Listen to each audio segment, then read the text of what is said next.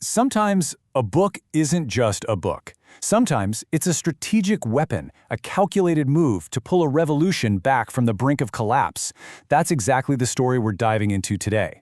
The story of John Calvin and his masterpiece commentary on the Book of Romans. This wasn't just an explanation of Scripture, it was a desperate, brilliant plan to save a movement. And that really brings us to the central question, right? How do you save a revolution when it starts to eat itself alive? By the early 1540s, the Protestant Reformation, a movement that was supposed to unify and purify the church, was in deep, deep trouble. Instead of creating unity, it was sparking chaos. The very people who were supposed to be fixing Christianity were, well, they were tearing it apart from the inside. All right, so here's how we're going to break this down. First, we'll look at the crisis itself in a section I'm calling A House Divided. Then we'll get into Calvin's absolutely audacious plan to fix everything. We'll explore his unique method, his secret weapon, and finally we'll see the massive, lasting impact of his work. So, picture this. It's the early 1540s. The Reformation, in theory, should be hitting its stride, right? But in reality, it's a total mess. All the leading thinkers are interpreting the Bible, sure, but they're all coming up with different and often totally conflicting ideas. The movement that started as one unified protest was shattering into a bunch of rival factions. And if you want a perfect snapshot of the problem, look no further. The Book of Romans was seen as the theological heart of the Bible. And yet, in just over a decade, you have more than 14 major commentaries flooding the market from both Protestant and Catholic writers. It was an incredibly crowded, confusing, intellectual brawl. It was just noise. Everyone was talking, but who was actually listening? And right into the middle of all this chaos steps John Calvin. And what makes his story so compelling is his position at this moment. He's an outsider. He'd been kicked out of Geneva back in 1538, so he's basically on the comeback trail, looking in from the fringes. But that outsider status, it gave him a crystal clear view of the divisions, and he started to hatch a plan to fix them. And this is the key thing to understand.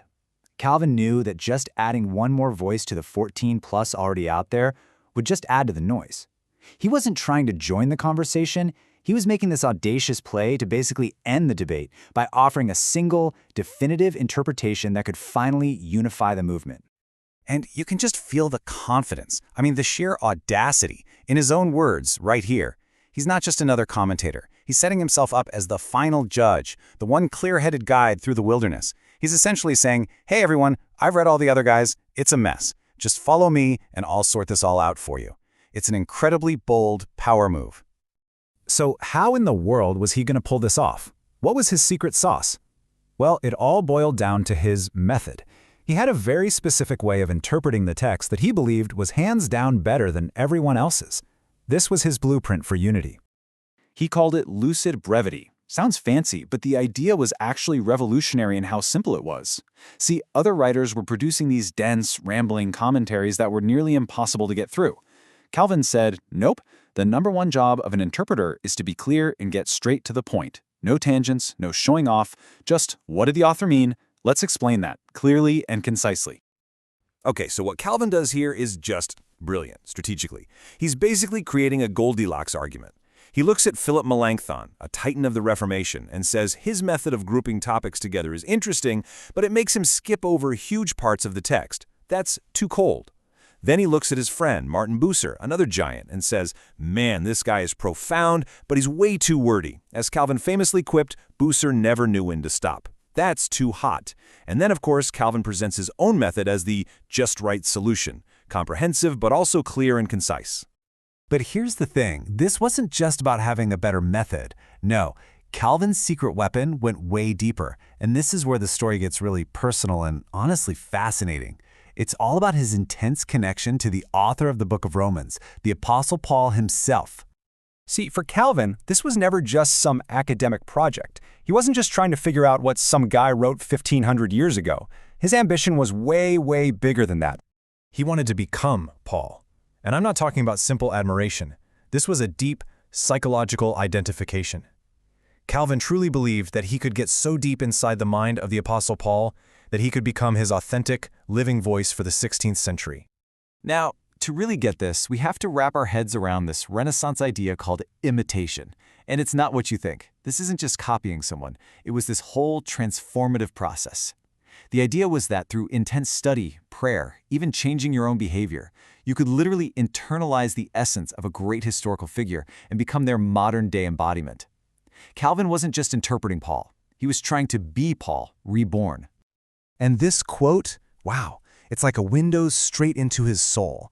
He's writing about the Apostle Paul in another commentary, but listen to the words. A pious man who knows he's superior but still has to esteem others? That's not just Paul, that's Calvin. It's this incredible self-portrait. In describing Paul's inner life, Calvin is laying his own ambitions and insecurities bare for the world to see. Paul's voice and Calvin's voice had become one. So, the big question. Did this crazy, audacious plan actually work? Oh yeah, big time. When his commentary on Romans was published in 1540, it was a smash hit. It didn't just bring some unity, it completely reshaped the Reformation's intellectual landscape and cemented Calvin's place in history forever. And I mean, we can't overstate the impact here. This one book catapulted Calvin from being a relative outsider to being one of the most important leaders of the entire Protestant movement. His clear, systematic, and confident approach became the new gold standard for how to do theology. And a huge part of his success was how he tackled these really thorny doctrines, like election, what most of us call predestination. This was a hugely divisive issue, but Calvin just broke it down with his signature clarity. 1. God's choice separates people. 2. This choice is based only on God's grace, not on anything you do. And 3. God is totally free to choose whoever he wants. Now, whether you agree with the theology or not, you have to admit the clarity of the argument was powerful and incredibly influential. So when you add it all up, the legacy of this one commentary is just immense. It set a whole new standard for how to read and interpret the Bible. It solidified core Protestant beliefs. It even laid out a model for how Christians should live together in a community and how they should relate to the government. And for Calvin personally, it achieved his ultimate goal. It forged his identity as the modern voice of Paul, a leader who spoke with apostolic authority. And that really leaves us with this kind of mind-bending question, doesn't it? When we read any great author, any thinker who is so deeply steeped in the work of someone who came before them, whose voice are we really hearing?